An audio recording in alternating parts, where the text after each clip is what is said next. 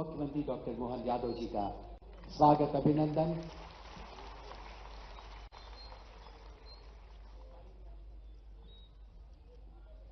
जी आदरणीय मुख्यमंत्री जी के अभिनंदन के बाद आदरणीय श्री गोपाल जी आर्य हमारे बीच उपस्थित हैं।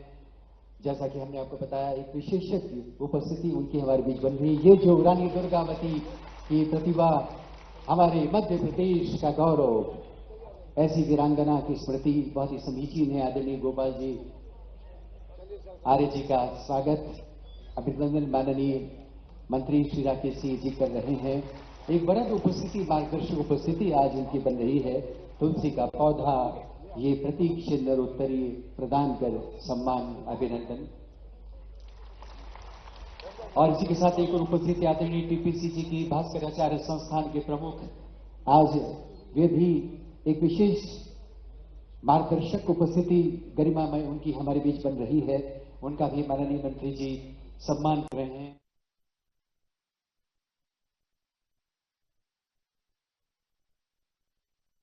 और ये पौधा भेंट कर उनका भी स्वागत, उनका भी अभिनंदन।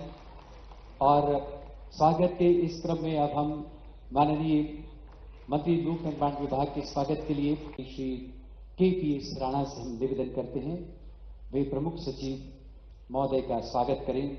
इसी के साथ प्रबंध संचालक मध्य प्रदेश सड़क विकास निगम आदरणीय भरत यादव जी के स्वागत के लिए हम मुख्य अभियंता राष्ट्रीय राजमार्ग श्री आनंद राणे से गुजारिश करते हैं, वे पौधा भेंट कर स्वागत करें। प्रबंध संचालक मध्य प्रदेश भवन विकास निगम आदरणीय CB चक्रवर्ती जी हमारे लिए उपस्थित हैं। हम आदरणीय श्री अनिल श्रीवास्तव जी प्रमुख अभियंता भवन विकास निगम से निवेदन करते हैं, उनका स्वागत करें, अभिनंदन करें। आदरणीय प्रशांत पोल जी और डॉक्टर विक्रांत तोमर जी भी हमारे बीच उपस्थित हैं। और जैसा कि उनका विस्तार से परिचय हमने पूर्व में आपसे कराया, प्रमुख अभियंता उज्जैन परिषद श्री योगेंद्र पागोले से निवेदन है कि वे आदरणीय प्रशांत पोल जी का अभिनंदन करें, स्वागत करें। डॉक्टर विक्रांत तोमर जी के स्वागत के लिए श्री S शरद से निवेदन है, मुख्य अभियंता इंदौर परिषद। आप सबके बीच विराजमान हैं, महत्वपूर्ण उपस्थिति। आप सब जानते हैं कि पर्यावरण से समन्वय को आधार बनाते हुए ये जो समारोह परिकल्पित किया गया है, इसमें आदरणीय प्रशांत पोल जी, डॉक्टर विक्रांत तोमर जी और इसी के साथ जो उपस्थिति आदरणीय TPC जी की और गोपाल जी की बन रही है, निश्चित रूप से एक नई वैचारिक चेतना प्रदान करने के क्रम में इनकी उपस्थिति बहुत ही महत्वपूर्ण हम मानते हैं। बहुत बहुत स्वागत, बहुत बहुत अभिनंदन। और अब हम प्रमुख सचिव लोक निर्माण विभाग आदरणीय सुखबीर जी से निवेदन करते हुए आए और इस समारोह की प्रस्तावना आप सबके समूह प्रस्तुत करें और आप सबका स्वागत भी करें।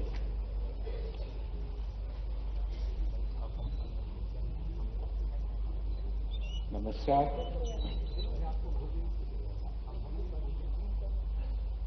अथर्ववेद के अनुसार पृथ्वी मेरी माता है और मैं उसका पुत्र हूं। ऋग्वेद कहता है, हे जल तुम कल्याणकारी हो। ऋग्वेद में ही ऋचाएं हैं जिसमें 5 तत्वों के बारे में इन्हें देव तत्व बताया गया है। आज की कार्यशाला इस पर आधारित है कि हम मानव को इन तत्वों के साथ कैसे सम्मानजनक और सहजीवी संबंध बनाए रखने के लिए कोशिश करें। आज की कार्यशाला पर्यावरण से समन्वय और इस कार्यशाला में उपस्थित माननीय मुख्यमंत्री जी,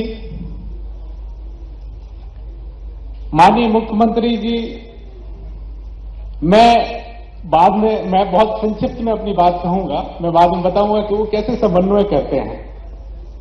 माननीय मंत्री जी, हमारे विशिष्ट पर्यावरणविद आदरणीय गोपाल जी आर्य, भास्कराचार्य संस्थान के महानिदेशक आदरणीय श्री TP सिंह जी, मेरे साथी MD RDC भरत यादव जी और MD BDC श्री CB चक्रवर्ती जी और उपस्थित सभी इंजीनियर साथियों, सबसे पहले मैं इस कार्यशाला में आप सबका स्वागत करता हूं।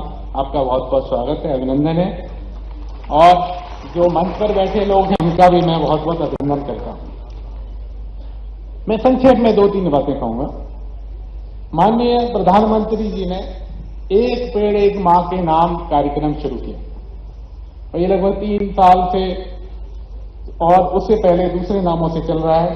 हमारे प्रदेश के मुख्यमंत्री जी ने इस कार्यक्रम को एक अलग मुकाम तक पहुंचा करके एक बगिया एक मां के नाम तक ले गए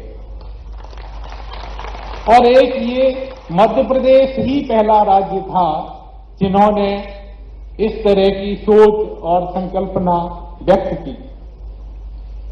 मैं बताना चाहूंगा कि पीडब्ल्यूडी या और अन्य अधोसंरचना निर्माण वाले जो विभाग हैं वे सामान्य तौर पर निर्माण काम करते हैं, निर्माण कार्य करते हैं और इसलिए हमारे लिए ये बहुत आवश्यक होता है कि हम वृक्षों को और जल को और अन्य तत्वों को, प्रकृति के तत्वों को कैसे देखते हैं। एक और मैं तथ्य बताना चाहूंगा आपको, वो है कि मध्य प्रदेश किस तरह से वित्तीय संसाधनों का भी समन्वय करता है। हमारे मध्य प्रदेश का जो फिस्कल डेफिसिट है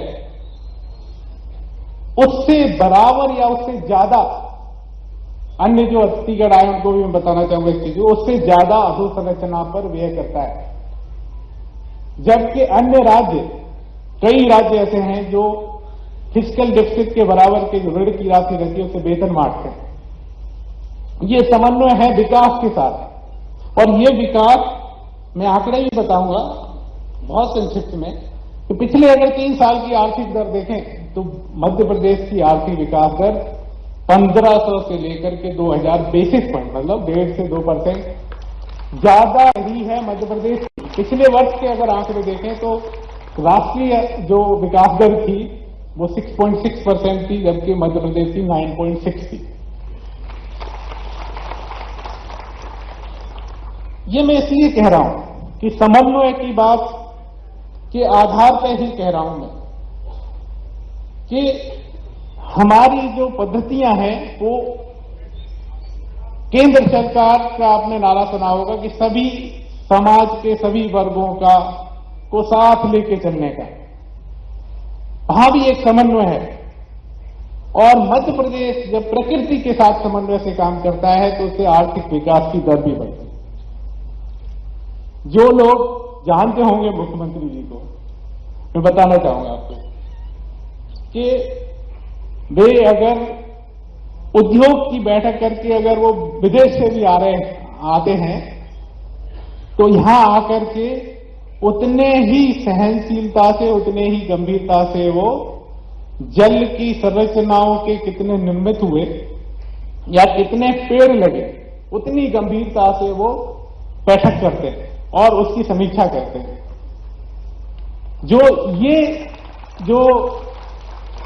ये जो ध्येय है, मैं बता रहा हूं, ये ध्येय हर जगह नहीं मिलता।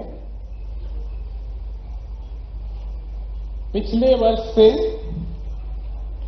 माननीय जो लोक निर्माण मंत्री जी हैं उन्होंने ये समझा है कि विभाग का क्या दायित्व है कि हम भवन का निर्माण करते हैं, रोड का निर्माण करते हैं और इन दायित्वों के साथ में हमारे प्रकृति के प्रति क्या दायित्व बनते हैं और वो उनको समझते हुए उन्होंने एक क्रांति लाई है लोक निर्माण विभाग में और उसको पर्यावरण से जोड़ा है। मैं उसमें बहुत डिटेल में नहीं जाऊंगा, माननीय मंत्री जी इसको विस्तार में बताएंगे। मैं इस प्रशिक्षण कार्यशाला में माननीय मुख्यमंत्री जी को बताना चाहूंगा कि हम लोग कई चीजें चर्चा करेंगे और जो बाहर से हमारे साथ में भास्कर जी संस्थान के लोग जो विशेषज्ञ आए हुए हैं वो हमें बताएंगे कि माननीय प्रधानमंत्री जी का जो 2047 का जो सपना है विकसित भारत का, उसको कार्य योजना बना करके काम करें। आपने 2-3 बार निर्देश दिए हैं कि 2030 की कार्य योजना बनाएं। आपने ये भी कहा है 3 वर्ष की कार्य योजना बनाएं। तो हम कैसे ये कार्य योजना बनाएं जो कि राष्ट्रीय अधोसंरचना विकास से समन्वय में हो और हम उस कार्य योजना में कैसे देखें कि हमारा डीपीआर कैसे बनना चाहिए इसके अलावा आपका अलाइनमेंट कैसा होना चाहिए और कैसे वो पर्यावरण से समन्वय में हो, ये आज हमें सिखाया जाएगा। सर मैं आपको बताना चाहूंगा और ये हम सब लोग सीखेंगे और आगे आपके निर्देशन में क्रियान्वयन करेंगे। मैं अपनी बात को यहीं विराम देता हूं और मैं पुनः मंच पर बैठे हुए सभी अतिथियों का स्वागत करता हूं, हृदय से स्वागत करता हूं और सभी जो इंजीनियर साथी आए हुए हैं मैं उनका भी स्वागत करता हूं और आशा करता हूं आपसे कि आप बहुत तन्मय होकर के इसमें जो भी आपको बताया जाएगा सुनेंगे, भाग लेंगे, प्रश्न पूछेंगे ताकि इस कार्यशाला का जो लक्ष्य है वो हम पा सकें। बहुत बहुत धन्यवाद। Thank you.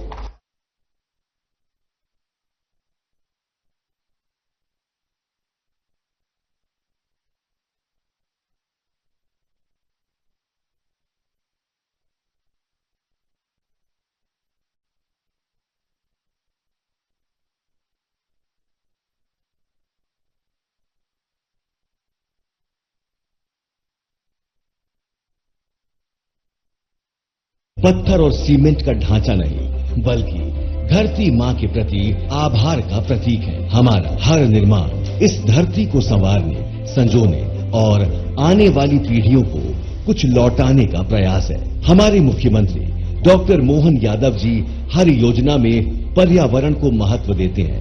ऐसा कहा जाता है कि एक बावड़ी 10 कुओं के बराबर है और 10 बावड़ी एक तालाब के बराबर है और 10 तालाब एक पुत्र के बराबर है और 100 पुत्र एक हमारे वृक्ष के बराबर है। लोक निर्माण मंत्री श्री राकेश सिंह, जिनके जीवन का मिशन जल संरक्षण है, उनकी प्रेरणा से आज लोक निर्माण विभाग का हर अभियंता हरियाली और जल संरक्षण का प्रहरी बन चुका है। विकास तभी सार्थक होता है जब उसमें पर्यावरण का संरक्षण भी सम्मिलित हो। सड़कें हो, पुल हो, भवन हो और ये सभी जब हरियाली के साथ दिखाई देते हैं तब विभाग की जो टैगलाइन है लोक निर्माण से लोक कल्याण तब सार्थक होती हुई दिखाई देती है। लोक निर्माण से लोक कल्याण ये केवल एक ध्येय वाक्य नहीं, ये विश्वास है कि सच्चा विकास तभी संभव है जब वो हरियाली, स्वच्छ हवा और जीवनदायी जल के साथ कदम ताल करे।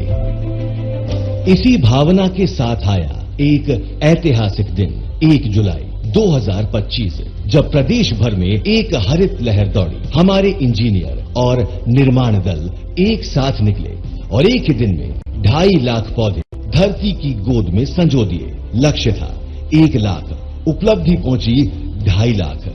ये हमारे अभियंताओं और अधिकारियों की अटूट प्रतिबद्धता है। हर पौधे की जियो मैपिंग और भास्कराचार्य संस्थान से प्राप्त सैटेलाइट मॉनिटरिंग व्यवस्था से ये सुनिश्चित किया जा रहा है कि हर पौधा कल एक हरा भरा वृक्ष बने। प्रधानमंत्री जी के एक पेड़ मां के नाम अभियान से प्रेरित ये पौधारोपण अभियान सिर्फ हरियाली नहीं बल्कि धरती मां के प्रति सम्मान, कृतज्ञता का प्रतीक बन गया है। सिर्फ हरियाली ही नहीं, जल संरक्षण का संकल्प भी लोक निर्माण विभाग ने लिया है। सड़क निर्माण के लिए मिट्टी अब बेतरतीब नहीं खोदी जाती है, सुनियोजित रूप से मिट्टी का खनन कर बनाए जाते हैं जीवनदायी लोक कल्याण सरोवर। ये छोटे सरोवर वर्षा जल को सहेजेंगे और भूजल स्तर बढ़ाएंगे। वर्ष 2025 में 500 लोक कल्याण सरोवरों के निर्माण का लक्ष्य है। ये केवल तालाब नहीं बल्कि प्रकृति को लौटाया गया प्रेम है, हमारी आने वाली पीढ़ियों के लिए संचित अमृत है।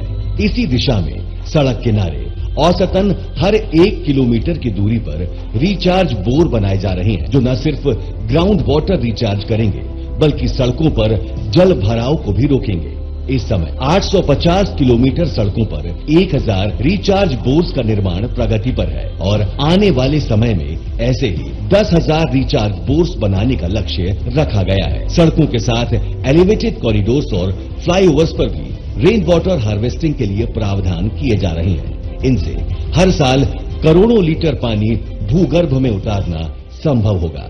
ये जल संरक्षण की दिशा में उठाए गए कुछ ठोस कदम हैं जो प्रेरित हैं मुख्यमंत्री डॉक्टर मोहन यादव जी के प्रयासों से। और यही है लोक निर्माण से लोक कल्याण का मूल भाव। विकास की राह में आने वाले पेड़ अब कटते नहीं, नए जीवन पाते हैं। इन्हें सुरक्षित स्थानों पर शिफ्ट करने के लिए विभागीय एसओआर में प्रावधान किए गए हैं। भोपाल के समीप भोजपुर बंगरसिया मार्ग के चौड़ीकरण में 450 से अधिक पेड़ सुरक्षित स्थान पर स्थानांतरित किए जा रहे हैं। ये विकास और हरियाली के संतुलन की नई कार्य संस्कृति है। हमारे भवन भी अब पर्यावरण मित्र हैं। अब विभाग भवनों में हरित निर्माण मानकों को अनिवार्य करने जा रहा है। एनर्जी एफिशिएंट डिजाइन, सौर ऊर्जा और पर्यावरण अनुकूल सामग्री ये केवल भवन नहीं, भविष्य की सुरक्षा का वादा है। प्रधानमंत्री नरेंद्र मोदी जी कहते हैं, जब हम पर्यावरण की रक्षा करते हैं तो हम अपने जीवन की रक्षा करते हैं। ये सेवा केवल आज की पीढ़ी की नहीं, आने वाली पीढ़ियों की भी है। लोक निर्माण विभाग इस सेवा को विकास की मुख्य धारा में लाकर हरियाली, स्वच्छ जल और सुरक्षित पर्यावरण का संकल्प निभा रहा है। लोक निर्माण से लोक कल्याण, यही हमारी सोच, यही हमारी सेवा और यही हमारी प्रेरणा है।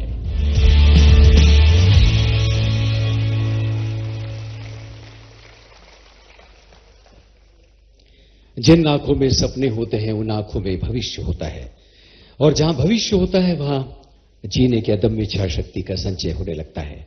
लोक निर्माण से लोक कल्याण की ओर बढ़ते हुए दरअसल ऐसे ही कुछ सपनों और संकल्पों को हम सार्थक होता हुआ देखते हैं। देवी सज्जनों, जैसा कि आप देख रहे हैं ये मंच सुशोभित है दो ऐसी वरेण्य विभूतियों की उपस्थिति से भी, जो आज हमारी इस पूरी संगोष्ठी में एक नई विचार प्रवणता का संचार करने के लिए हमारे बीच उपस्थित हैं। और एक ऐसी अनन्य उपस्थिति है आदरणीय श्री टीपी सिंह जी की। और हम में से सारे लोग ये बखूबी जानते हैं कि जिस तरह से विज्ञान, प्रशासन और नवाचार के एक संगम के रूप में उन्होंने अपनी उपस्थिति दर्ज की है, आज ऐसी ही प्रेरणा का उजाला लिए हुए हमारे बीच आज उपस्थित हैं। हम बहुत सम्मान के साथ आदरणीय टीपी सिंह जी से निवेदन करते हैं वे आए और सार संक्षेप में हम सबका मार्गदर्शन करें, अपने विचार हम सबसे साझा करें। आदरणीय टीपी सिंह जी, आइए करतल ध्वनि से हम स्वागत करें।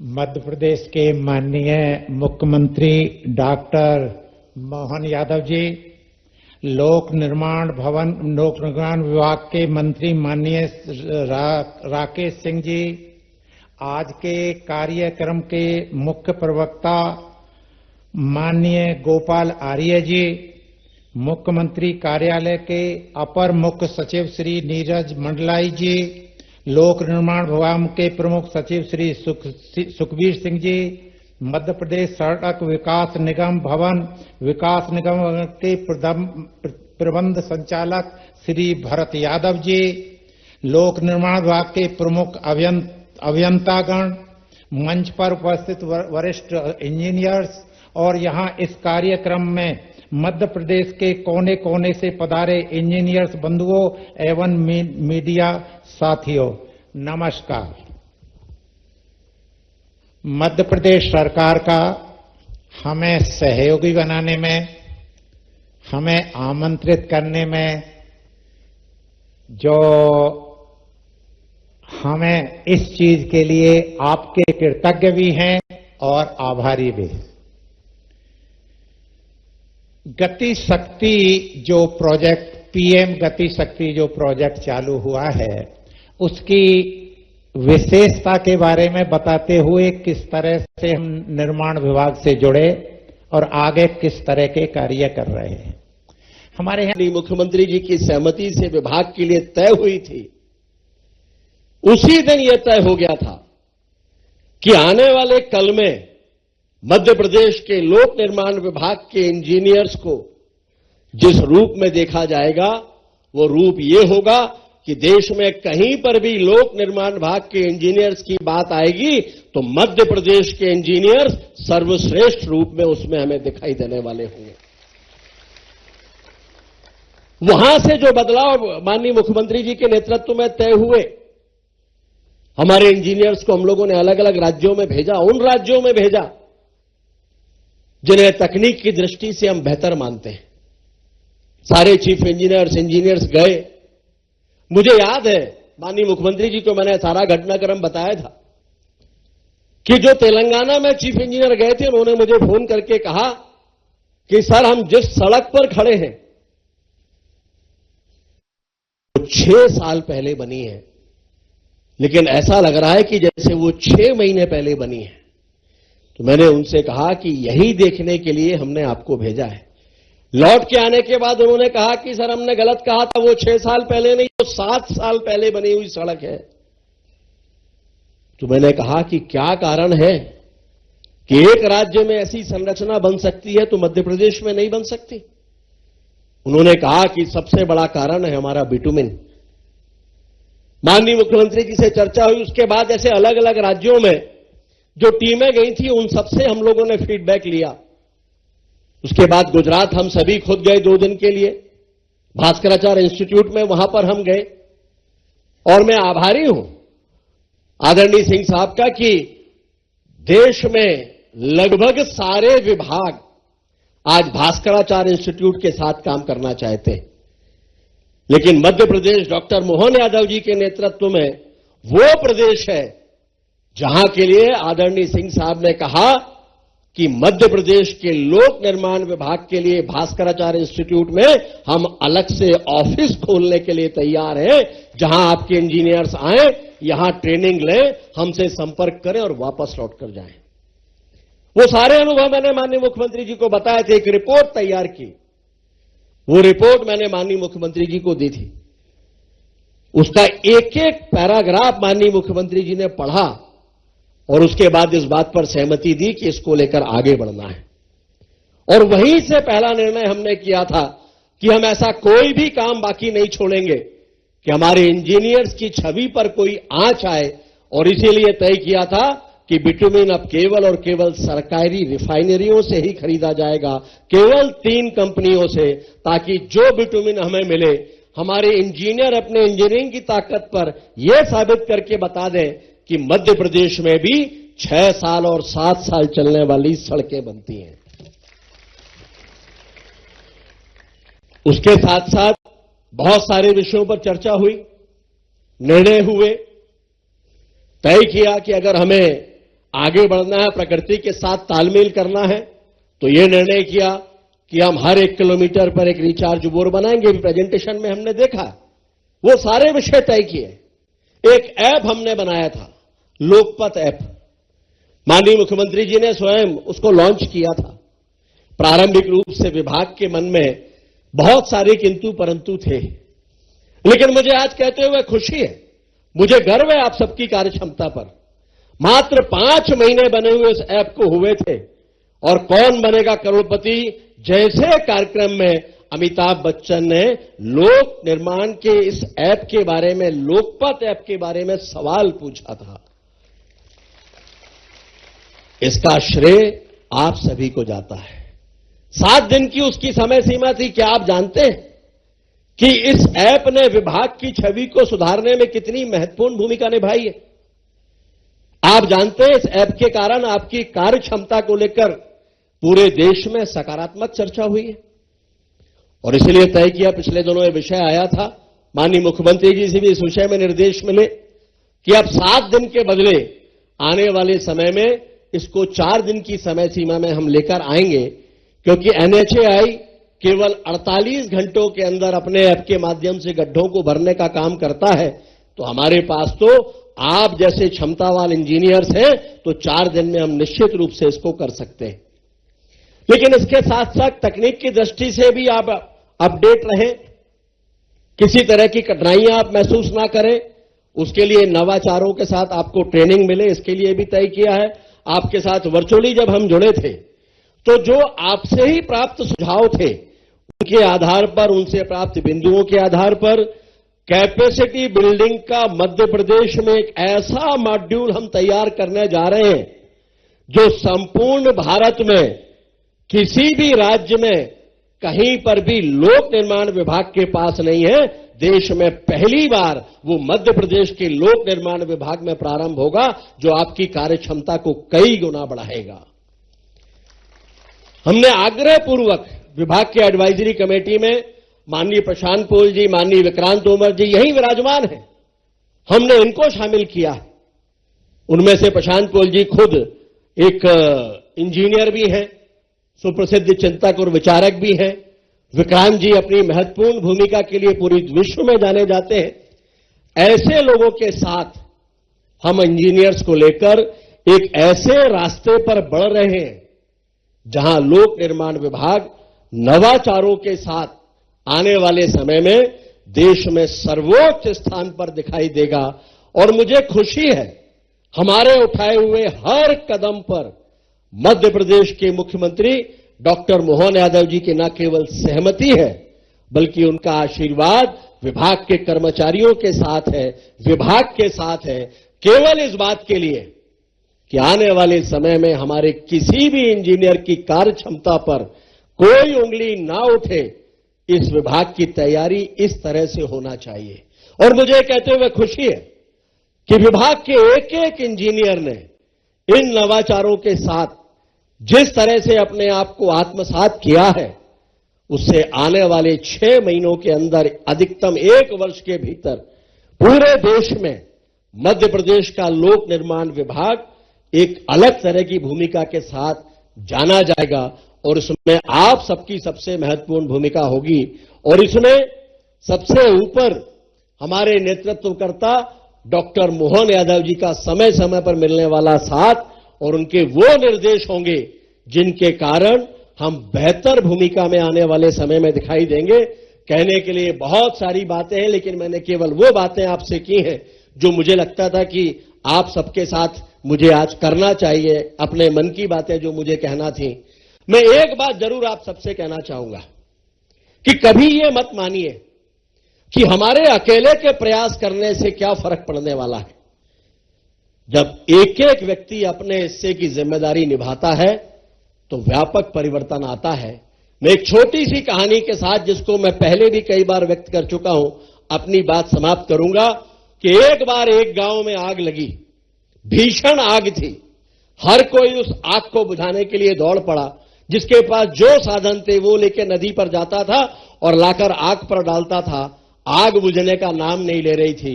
एक पेड़ पर एक कौवा और एक चिड़िया बैठे हुए थे। चिड़िया ने देखा तो वो भी उड़कर नदी पर गई, अपनी चोंच में एक बूंद पानी भरा और आग पर ऊपर से डाल दिया। फिर पानी भरा, फिर डाल दिया, फिर पानी भरा, फिर डाल दिया। कौवा ये बैठा बैठा देख रहा था। कौवे ने हंसकर कहा, क्यों रे चिड़िया, तुझे क्या लगता है तेरी चोंच के एक बूंद पानी से ये आग बुझ जाएगी? चिड़िया ने कहा कि मैं जानती हूं कि मेरी चोंच के एक बूंद पानी से ये आग नहीं बुझेगी, लेकिन भविष्य में जब इतिहास लिखा जाएगा तो मेरा नाम आग लगाने वालों में नहीं, आग बुझाने वालों में लिखा जाएगा। और इसीलिए हमारे सारे इंजीनियर से मेरा आग्रह है कि चिड़िया की इस भूमिका में हम सबको दिखाई देना है, ताकि मुख्यमंत्री जी के नेतृत्व में मध्य प्रदेश का लोक निर्माण विभाग एक अलग छवि के साथ पूरे देश में दिखाई दे। आप सबको बहुत बहुत शुभकामनाएं, बहुत बहुत धन्यवाद।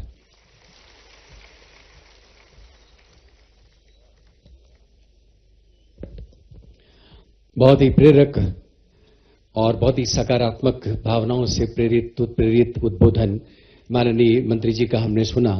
और निश्चित रूप से मन की सच्ची लगन हमेशा मंजिल तक पहुंचाती है, जैसे बहते बहते नदियां सागर में मिल जाती है। और निश्चित रूप से जब हम लोक निर्माण से लोक कल्याण के रास्ते पर आगे बढ़ते हैं तो ये संकल्प, ये जिजीविषा निश्चित रूप से बहुत ही महत्वपूर्ण हो जाती है। देवी सज्जनों, अब हम माननीय मुख्यमंत्री डॉक्टर मोहन यादव को पुकारने जा रहे हैं, लेकिन उन्हें पुकारें उससे पहले ये बताना बहुत ही जरूरी है कि हमारी जो ऋषि परंपरा है वो कहती है कि तुम गढ़े गए इसलिए कि तुम जो आज हो उससे कल और बेहतर बन सको। तुम तराशे गए इसलिए कि तुम कुछ ऐसा तलाश सको जो निर्माण का मानक बने। तुम बनाए गए इसलिए कि तुम वो बनाओ जिसकी नींव में कुछ ठोस हो। और तुम गतिशील इसलिए के गए कि तुम पड़ाव भर न बने रहो, मंजिल भी बनो।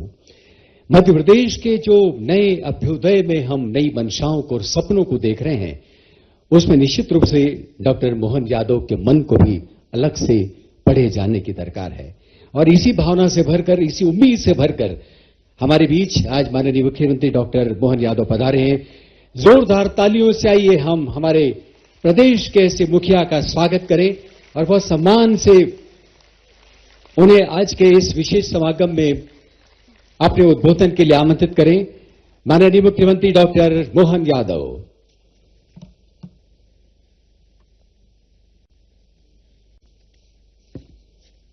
आज के इस कार्यक्रम में मंच पर विराजमान हमारे बहुत ही सुयोग्य मंत्री माननीय राकेश सिंह जी,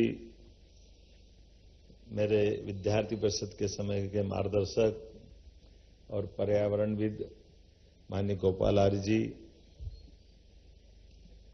अपने इसी क्षेत्र में सिद्धहस्तता रखते हुए जिनने अपनी बात रखी माननीय टीपी सिंह जी,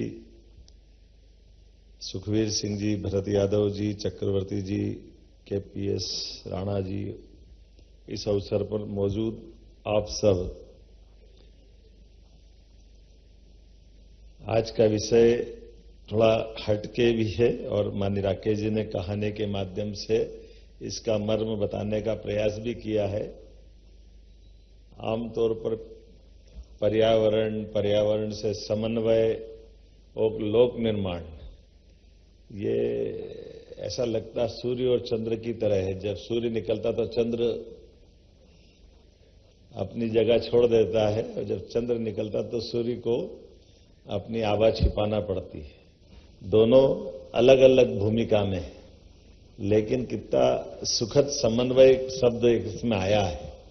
और समन्वय का मतलब ही है कि समन्वय वो बीच का रास्ता निकालता है जिसके आधार पर हम अपनी अपनी भूमिका अदा करें।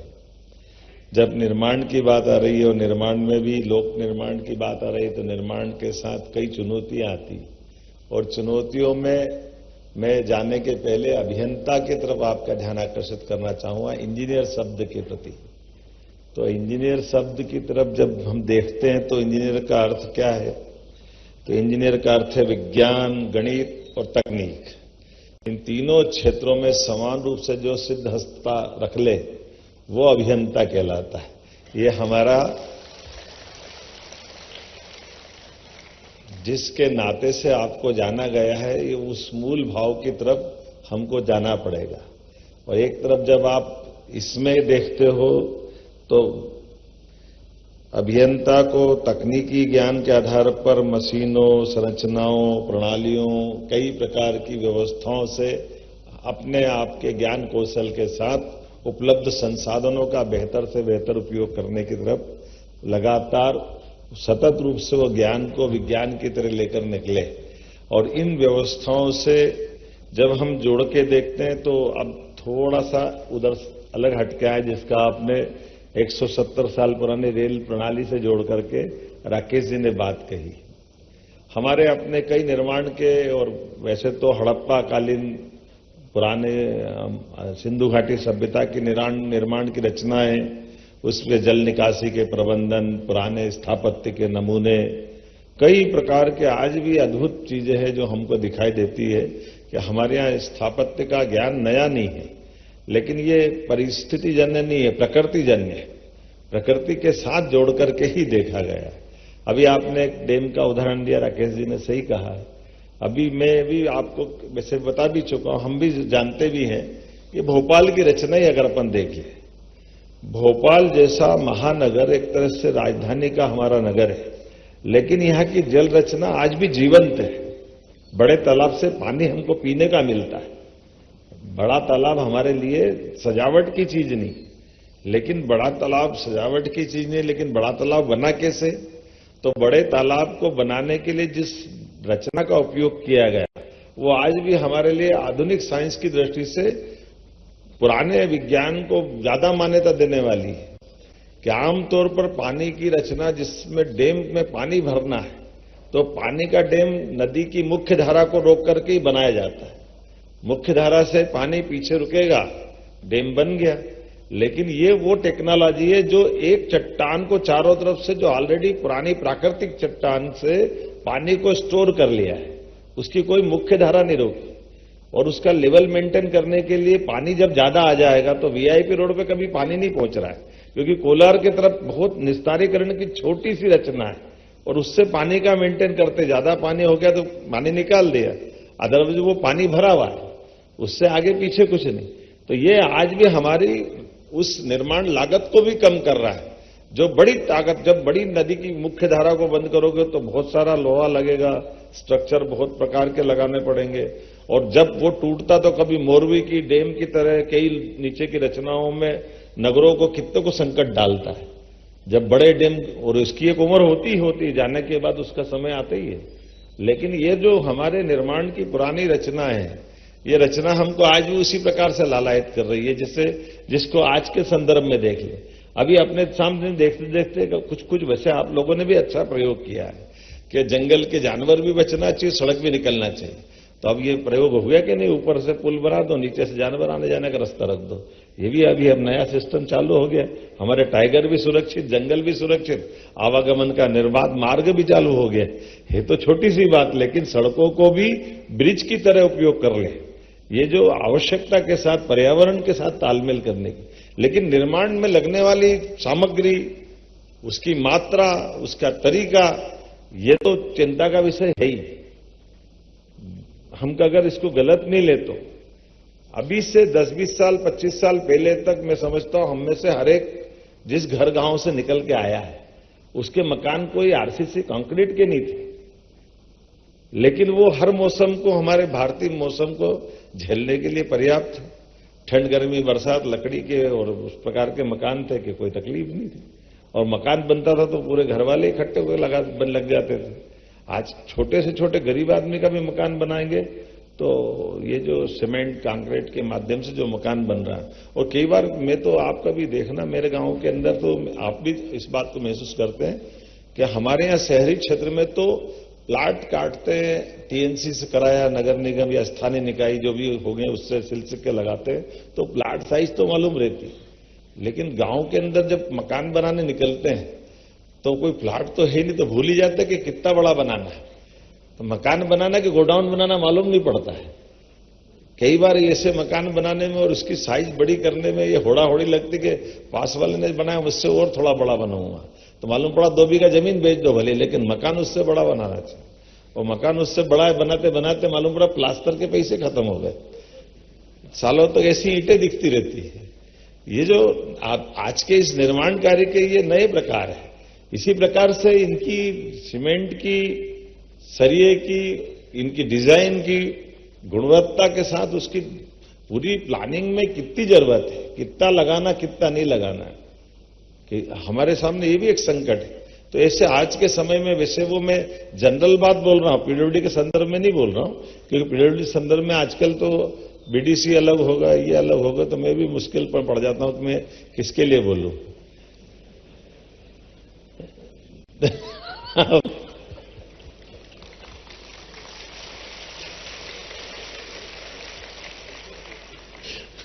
सरकार की मर्यादा भी होती है और मुख्यमंत्री की ज्यादा ही होती है,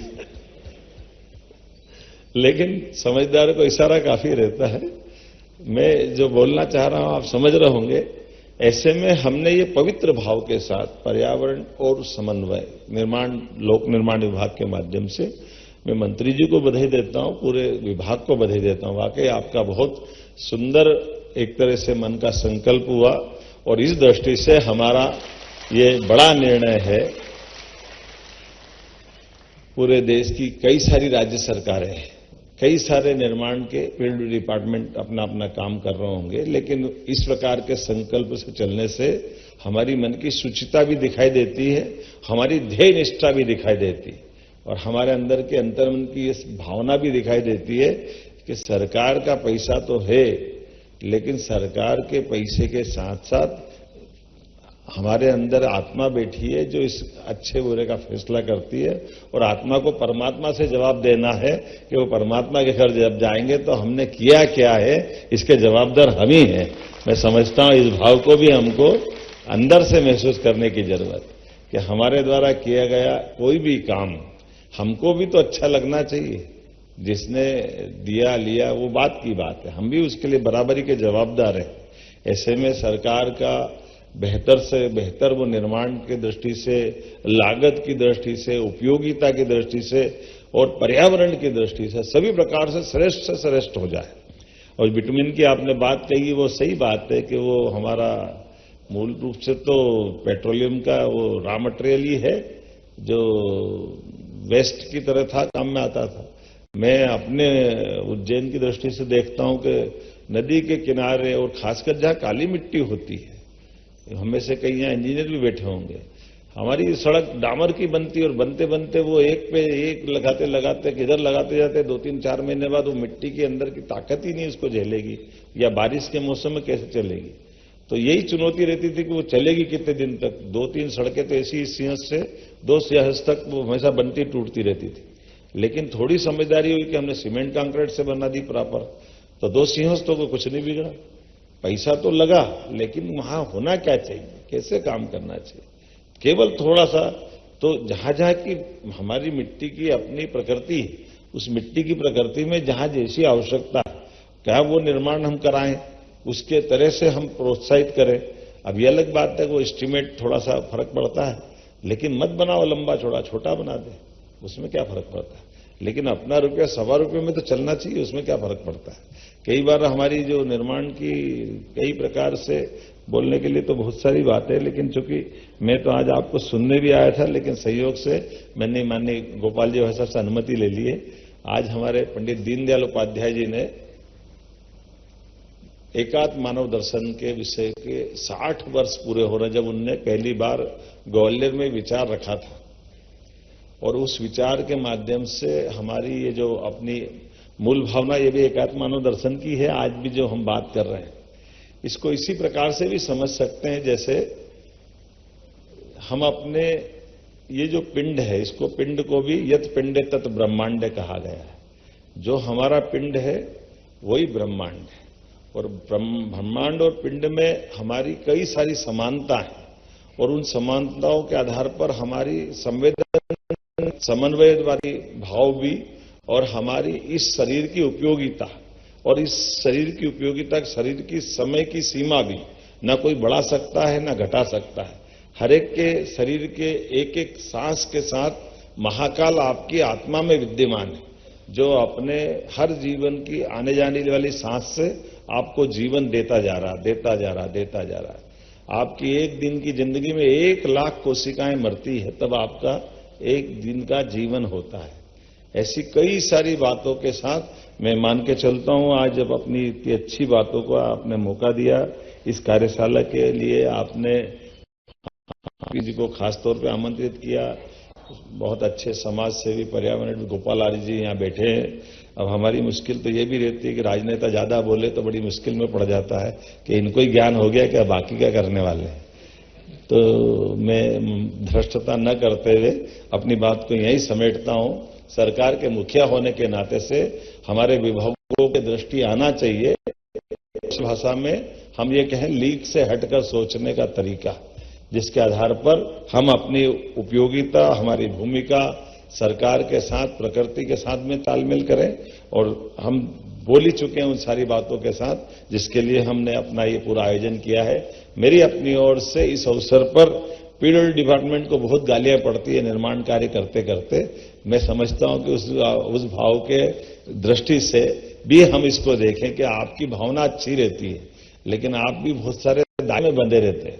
तो उस दायरे को खोलने के लिए आज की यह कार्यशाला भी बड़ी भूमिका अदा करेगी। इस शुभकामना के साथ बहुत बहुत धन्यवाद।